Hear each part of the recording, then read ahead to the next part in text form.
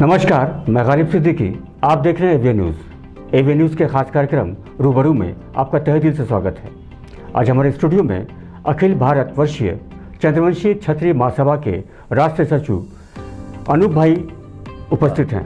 बहुत बहुत स्वागत अनूप जी आपका हमारे स्टूडियो में। तो अपने समाज के बारे में हमें हमारे दर्शकों को बताइए कि किस तरह से आपका समाज जो है इधर कुछ विसंगतियों से गुजर रहा है। नहीं, उस विषय में सबसे पहला तो मैं बता देना चाहूँगा कि जो चंद्रवंशी शब्द का जहाँ बात आती है तो चंद्रवंशी बताने की आवश्यकता नहीं है। पूरे भारत और जो पूरे विश्व जो है चंद्रवंशियों का एक साम्राज्य रहा है जी। महाभारत काल से ही हम लोग का इतिहास रहा है। मगध सम्राट हमारे जरासंध हमारे कुल देवता हुए जी। राजा बृहदत्त के पुत्र थे मगध सम्राट जरासंध, तो उसी के वंशज हम लोग हैं। भारतवर्ष में अखंड भारत में, भारतवर्ष तो छोटा हो गया, अखंड भारतवर्ष में हमारे मगध सम्राट महाराज जरासंध जी प्रथम चक्रवर्ती सम्राट होने का भी गौरव उनको प्राप्त था। उनका वंशज है हम लोग। और रहा गया कि हर एक जगह एक राजनीतिक दृष्टिकोण से एक संगठन बनाई जाती है हर एक जातियों में जी। उसी क्रम में 1906 में हम सबों के अभिभावक रहे नथुनी बाबू के द्वारा जी। अखिल भारतवर्षीय चंद्रवंशी क्षत्रिय महासभा का स्थापना। भारत की राजधानी, जिस समय भारत की राजधानी कलकत्ता हुआ करती थी, अंग्रेजों गुलामी के समय जो हम लोग अंग्रेजों के गुलाम था देश जी। उस वक्त भारत की राजधानी कलकत्ता हुआ करती थी। वहाँ पे नथुनी बाबू ने उस समय इस संस्था का स्थापना किए थे 1906 में। वही फिर जाके 1912 में इसको सरकार के द्वारा मान्यता मिल गई, रजिस्टर्ड संस्था बन गई। ये राजनीतिक दृष्टिकोण से और सामाजिक दृष्टिकोण से यह पहला ऐसा संस्था है जो रजिस्टर्ड हुआ है जी। आज हम 110 वर्ष पुराना हमारा संगठन है रजिस्टर्ड संस्था। अभी जो मामला सामने आया है, कुछ लोग को देखने को मिल रहा है कि कुछ अध्यक्ष उपाध्यक्ष या चुनाव को लेकर जो विसंगतियां देखने में आ रही हैं, तो क्या वजह है कि समाज में ऐसा बिखराव देखने को देखा जा रहा है? देखिए, यहाँ पे जहाँ समाज के विकास में जी राजनीतिक आ जाएगा जी, तो जाहिर सी बात है कि विवाद उत्पन्न होगा। विवाद उत्पन्न होगा तो संगठन टूटेगा। वर्चस्व को देखा जा रहा है इसमें, तो वर्चस्व वही ना हो गया। वर्चस्व वही हो गया कि राजनीतिक जहाँ आएगा तो वर्चस्व की लड़ाई होगी, ठीक है।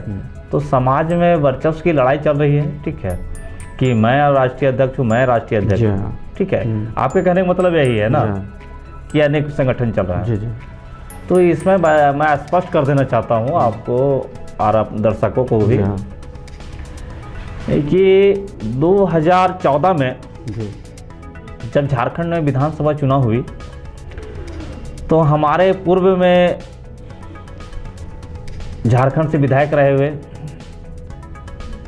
रामचंद्र चंद्रवंशी जी का नाम आपने अच्छा से जानते हैं बिल्कुल। और हमारे राज्य के पूर्व में मंत्री भी रहे हैं और उससे पूर्व में बिहार सरकार में भी, जिस समय हम लोग झारखंड बिहार एक हुआ करता था, उस समय वो मंत्री थे। तो 2014 में जब झारखंड में चुनाव हुई तो हम लोगों ने उनको समाज के माध्यम से, समाज के लोगों के द्वारा वोट नहीं देने के कारण वो चुनाव हार गए थे 9 में।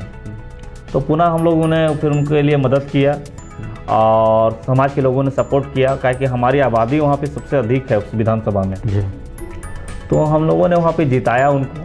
हम भी कैंपेनिंग के लिए गए थे, तो उससे उस समय हम लोग चुनाव जीता। तो उस समय हमारे राष्ट्रीय अध्यक्ष हुआ करते थे डॉक्टर प्रेम कुमार जी, गया के पूर्व विधायक जी, ठीक है, अभी और पूर्व मंत्री रह चुके हैं जी, प्रतिपक्ष के नेता भी रह चुके हैं, अभी विधायक हैं।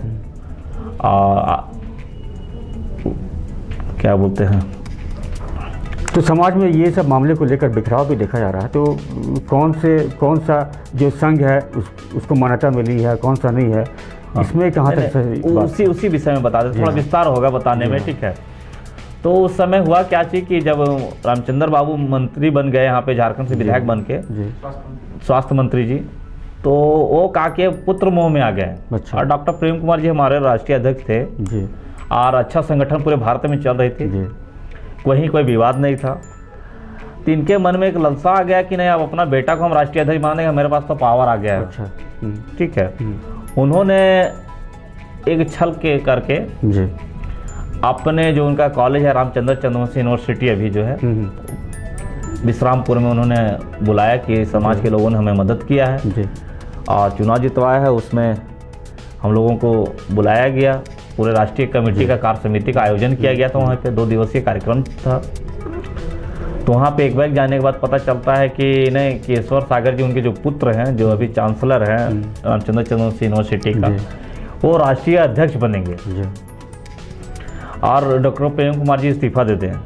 तो वहाँ दबाव बनाने लगा। तो वहाँ के जो पूरे भारत से लोग आए हुए थे तो इसका विरोध कर दिया कि ऐसा कैसे हो सकता है, जो महासभा में कभी रहा ही नहीं है और एक बार राष्ट्रीय अध्यक्ष, तो उसमें विवाद उत्पन्न हो गया। तो रात से 2 दिवसीय कार्यक्रम था, तो रात्रि में भी स्वागत का कार्यक्रम हुआ था। सुबह में हमारे कुल देवता जराश्रम महाराज जी के प्रतिमा पर माल्यार्पण का कार्यक्रम चल रहा था। उसी बीच में हमारे वहाँ जो संगठन का जो जिला अध्यक्ष हुआ करते थे शंभू सिंह चंद्रवंशी और अजय जी, जिनके कारण वो चुनाव हार जा रहे थे। अच्छा।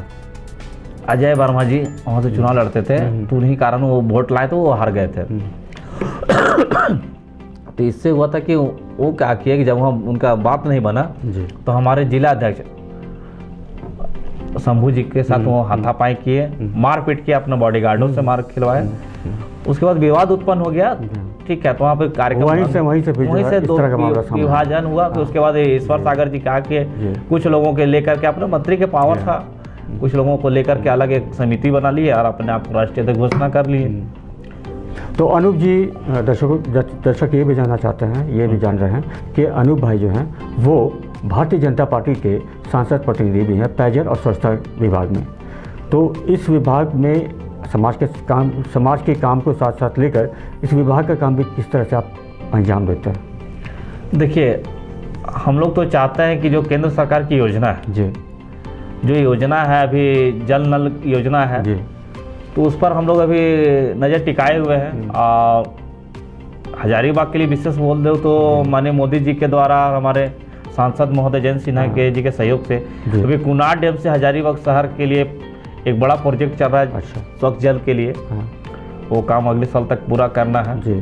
ठीक है। तो उसमें हम बता देते हैं कि उसमें लगातार हमारे सांसद महोदय काम कर रहे हैं। ठीक है। कुछ सरकार अभी बदलने के कारण काम में थोड़ा गति कम हुआ है कि जैसा एनओसी है वगैरह है रोड का, एनएच का, वो सब नहीं मिल पा रहा है।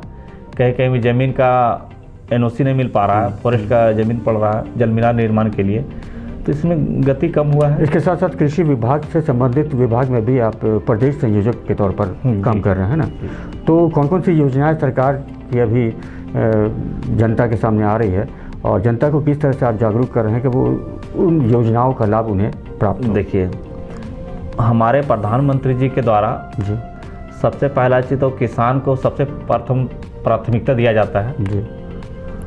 उन्होंने तो किसानों के जो खाता में साल में जो 6,000 रुपये देने का जो काम किया है वो बड़ी कामयाबी है हमारे देश के लिए। छोटे किसानों के लिए जो आर्थिक रूप से कमज़ोर थे जी, उनको हर 4 महीना में 2,000 रुपये की किस्त मिल जाता है, उससे थोड़ा सा उनको बेनिफिट हुआ। मैं एक चीज़ और बता देना चाहिए, उसी तर्ज पे झारखंड में हमारे जब रघुवर जी की सरकार हुआ करती थी तो रघुवर जी ने उस समय एक योजना लाया था, मुख्यमंत्री किसान आशीर्वाद योजना।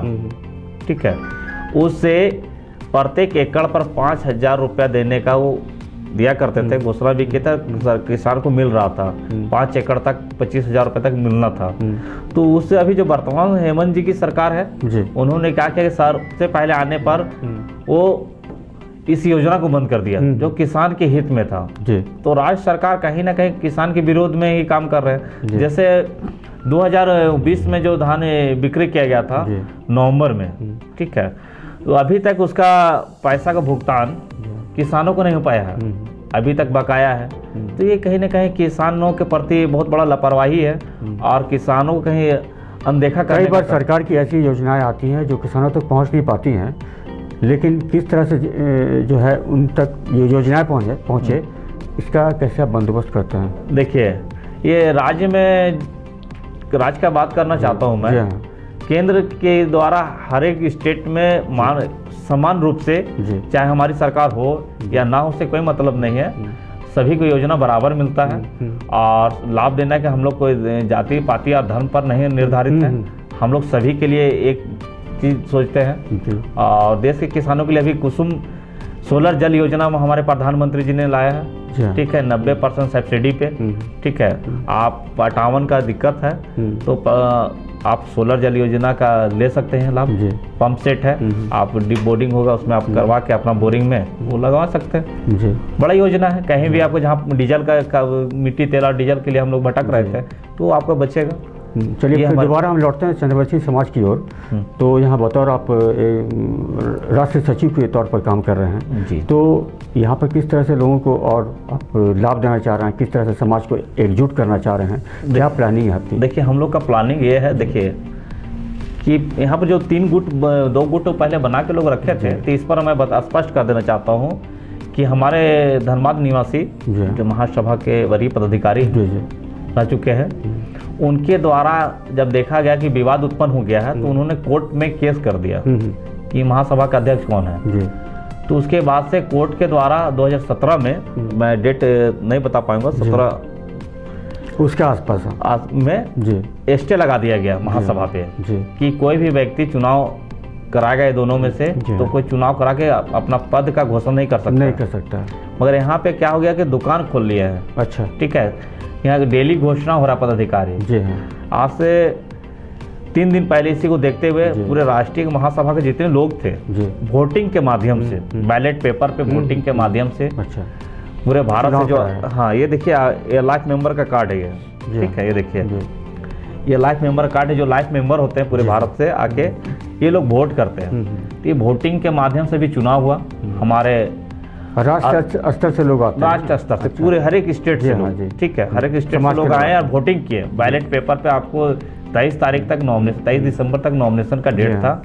उसके बाद 16 तक हम लोग को प्रचार प्रसार का समय मिला था कि अपने स्तर से लोगों को प्रचार प्रसार करें, अब मोटिवेट करें, अपने पक्ष में वोट ले। सबको सैंपल अलॉट था, ठीक है, सैंपल अलॉट होने के बाद अपना प्रचार में लगे लोग। तो उसी के माध्यम से गीतांजलि रिसोर्ट बोध गया के प्रांगण में 16 जनवरी को चुनाव किया गया। चुनाव का परिणाम रात्रि 11 बजे तक आया। अच्छा, बिहार राज्य का भी चुनाव साथ में हो रहा था और राष्ट्रीय कमेटी का भी चुनाव साथ में हो रहा था। तो वहाँ पे सभी लोगों ने नॉमिनेशन किया, चुनाव जीता। राष्ट्रीय अध्यक्ष का चुनाव हुआ, सभी मोर्चाओं का चुनाव हुआ, राष्ट्रीय मंत्री, राष्ट्रीय सचिव जो है इनका चुनाव हुआ, वोटिंग से लोग जीते। ये हमारे संगठन का एक ठोस हुआ, जो अपने आप को कथा कथित 20 लोग गए जिंदाबाद करके और माला पहन लेते थे, उनके लिए बहुत बड़ा तमाचा है ये कि समाज ऐसे चलता है। हम लोग नया जनरेशन, नया हम लोग टेक्नोलॉजी युवा पीढ़ी लेके आया है। युवाओं का अलग सोच है कि हम लोग खुद भी बढ़ेंगे और दूसरों को भी बढ़ाएंगे।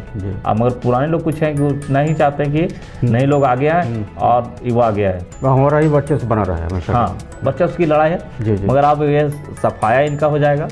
अब यहाँ पे कोई नहीं है, महासभा का ये है, अब कोर्ट में ये सबमिट कर दिया गया है।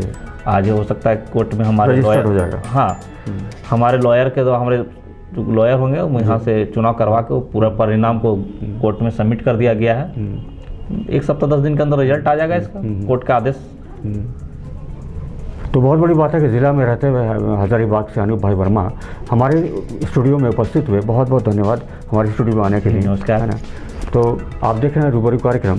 हमेशा से हम धर्म और इससे जुड़ी हुई सारी बातों को, विसंगतियाँ पैदा होती हैं, उनको दिखाने की कोशिश करते हैं, उनको दूर करने की कोशिश करते हैं। धन्यवाद।